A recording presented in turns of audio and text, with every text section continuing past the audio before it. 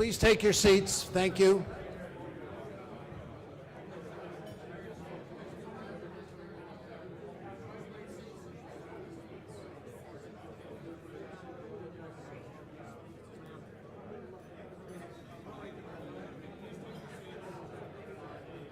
Dennis.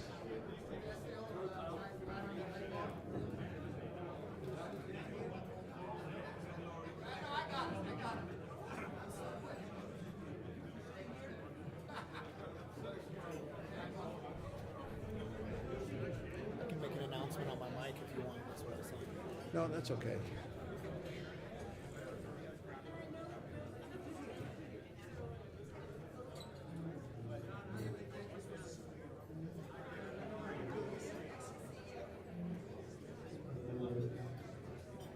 Good afternoon, ladies and gentlemen.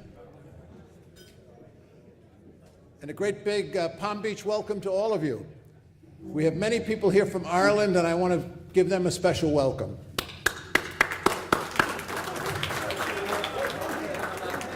And all the people from the Northeast without their snow shovels, welcome to you. I'm Mike Gibbons, and I'm past president of the Ireland U.S. Council, which is a business organization, and we have members in Ireland and in the United States, and we promote business and cultural ties between Ireland and America. That's what we do. We've been having this winter meeting here in Palm Beach for 23 years. Cynthia and I have been involved from the beginning. But it's been great the last 7 years because our friend Bill Finneran has joined us in promoting this winter meeting, and his energy, his graciousness, and his charity to us has been phenomenal. So I want to give Bill a big hand.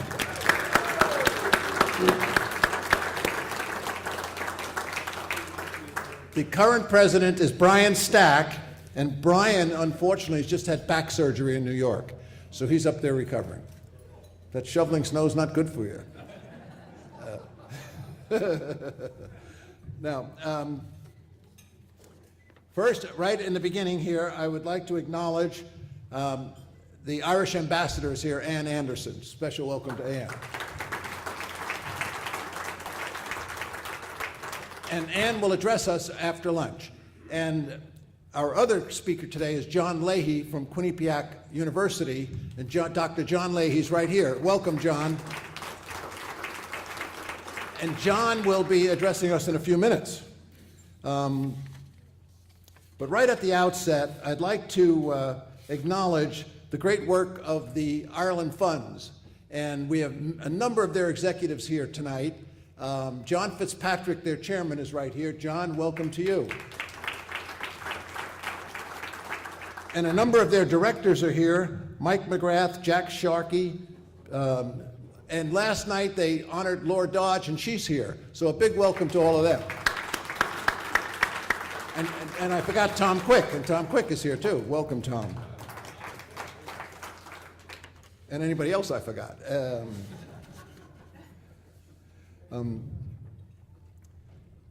I'd like to acknowledge also the Honorable Dennis Coleman, who served our country as the United States representative to Bermuda. So welcome to you, Dennis.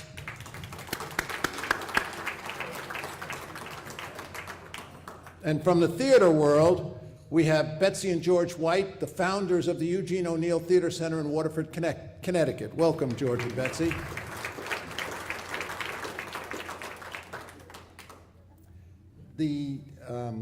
I want to welcome also the founders of the Burns Library at Boston College, Eileen and Brian Burns. They're right here.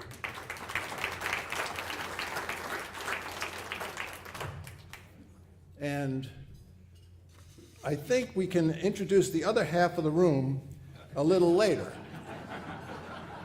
But the Consul General for this part of the world from Ireland is headquartered in Atlanta, so a special warm welcome to Paul Gleason. Here's Paul right here. And this is a phenomenal story that this couple, their grandson was born with autism, and they've taken it on to create awareness of autism, education about autism, research on autism worldwide. And they've done such a phenomenal, it's mind-boggling that they've raised almost $500 million in a short period of time, and they've gone from everywhere from the halls of Congress to see the Pope, and they've done a phenomenal job. So please welcome Bob Wright right here. Bob.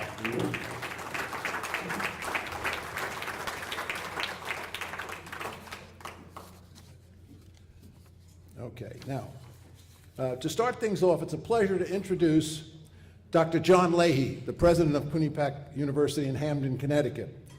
And under Dr. Leahy's shorthanded tenure, it's become a distinguished center of academic excellence, and a good hockey team too. Any of you Yale people remember? And he has a high growing profile in American life along with his university. They have an immensely successful polling operation, conducts on social and political issues of the day, and that's when you hear their name a lot of times. But they also inaugurated the most important institution in the life of Irish America, and Ireland's Great Hunger Museum. It's a stunning accomplishment and represents a significant contribution to education, scholarship, and research on this seminal event in Irish history, which of course impacted America in such a large way with all the immigration. This museum they created comprises the largest collection of art and sculpture relating to that human rights catastrophe that devastated the island of Ireland from 1845 to 1852. And they have great scholarship there, and they have a lot of great historians from both sides of the Atlantic and on this magnificent event. So Dr. Leahy is going to tell us a little bit about that. Please welcome Dr. Leahy.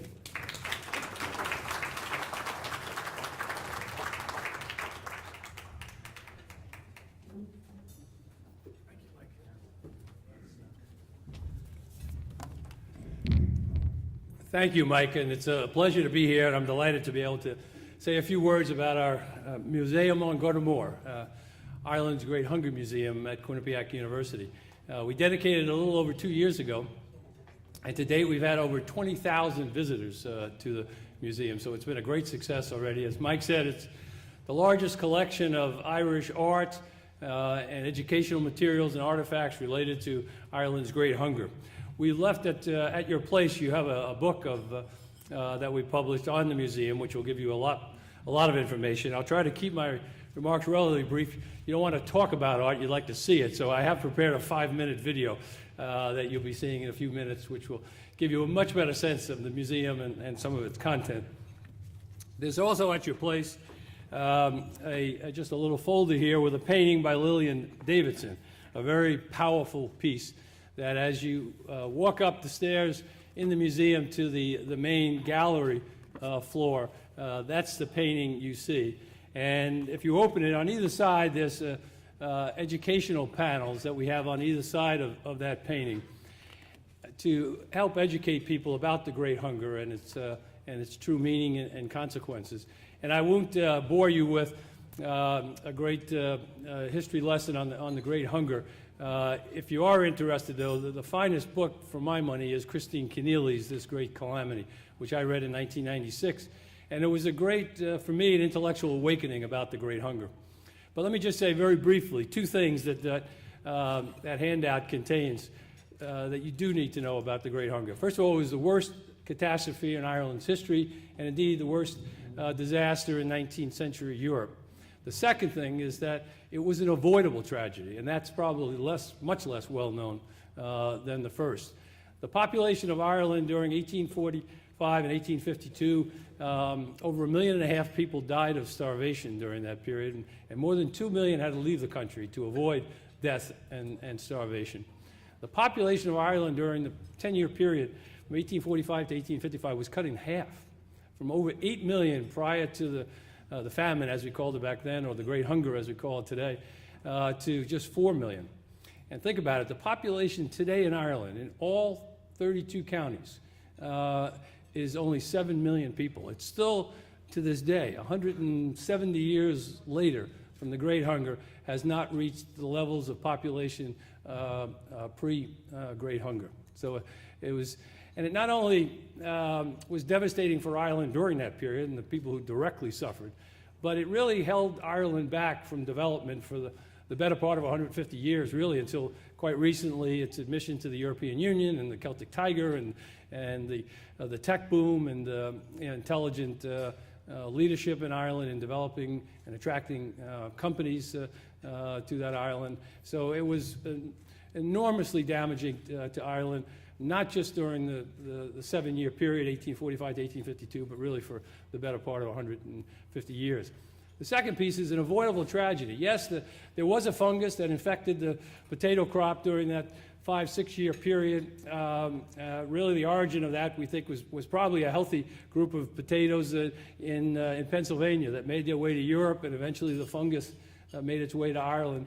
But while the potato crop was destroyed during that period, and that by itself certainly would have caused some suffering and some death, the amount of food other than potatoes produced in Ireland alone during that period was enormous, and shipped out of Ireland during all the years. You'll read Christine Keneally's book. She documents from the export records in the book the amount of export of food out of Ireland during the famine, during the Great Hunger. While the deaths were going up, the export of food was going up as well.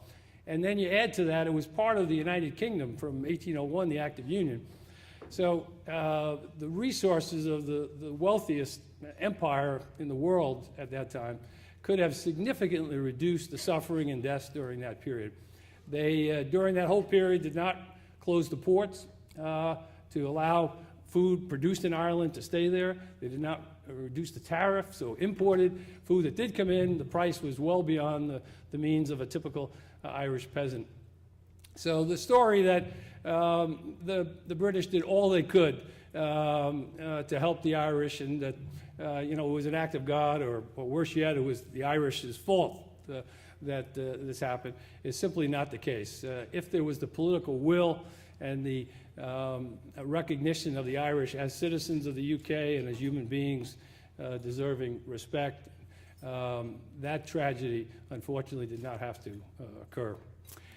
Well, let me just tell you quickly about the museum itself. On the ground floor of the museum, we have some paintings from the 19th century. Actually, the oldest painting is from 1828. James Arthur O'Connor did a beautiful, I think, beautiful landscape of the Connemara area. This was 100 years before Paul Henry did many of the landscapes that made the west of Ireland the sort of romanticized, idealized. But from at that time, back in 1828, it was not considered. It was considered a desolate place and not appropriate even for art. That's the oldest piece. The newest piece is on the main floor by Bobby Balla, a contemporary artist, some renowned social activist, and that was produced, a stained glass piece called On Garter Moor, for the exhibit itself, and it was done by Bobby in 2002.